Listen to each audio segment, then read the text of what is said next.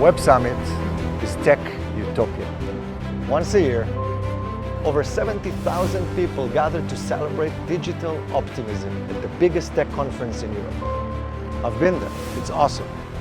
Privileged internet entrepreneurs, big tech executives, celebrities, influencers. We attend panels and keynotes, talk about innovation at fancy dinners through the night. As long as investors throw money at us, we can solve any problem in the world. We feel like the chosen ones. The co-founder and CEO of Web Summit is Paddy Cosgrave. He's Irish, tech-savvy, well-educated. 170 countries will pass through the door. A global citizen of the world. In his own eyes, Paddy is the definition of liberalism. So on October 7th, while we Israelis were still being massacred, Paddy went on Twitter and posted a chart, a 15-year comparison of casualties. Israelis on one hand, Palestinians on the other. No word of grief, no shock about murderous acts, just a contest of deaths. He was just using data. For 6 days, he kept on reposting criticism about Israel. But then, on October 13th, another tweet.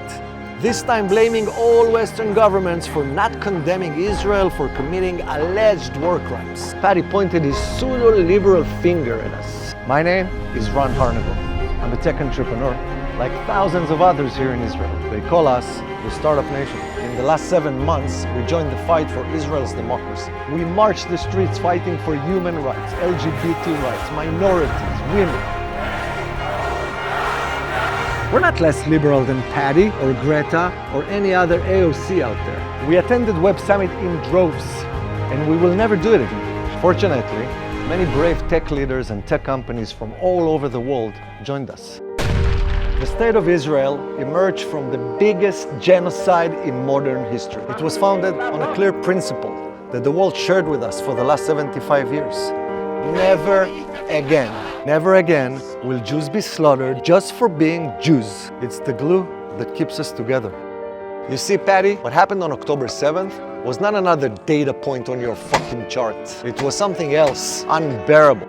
These were not people fighting for their freedom. At 6:29 a.m., 3,000 heavily armed Hamas terrorists infiltrated Israel with only one mission: to kill, burn, extinguish every soul they met on their way.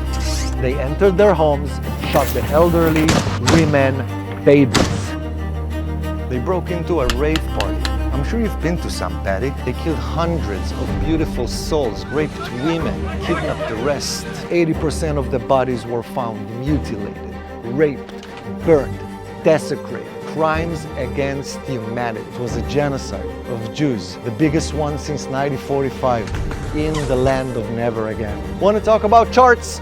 Here's one. In World War II, 4.2 million Germans died versus 300,000 Americans and 357,000 British. Data. On October 7th, when Paddy tweeted his data, he was in Qatar. His next conference takes place there in February. A country that despises its LGBT community, discriminates against women, owning the best football clubs in Europe, and spends billions on the best universities in America. Paddy's new investors are also the biggest investors in Hamas.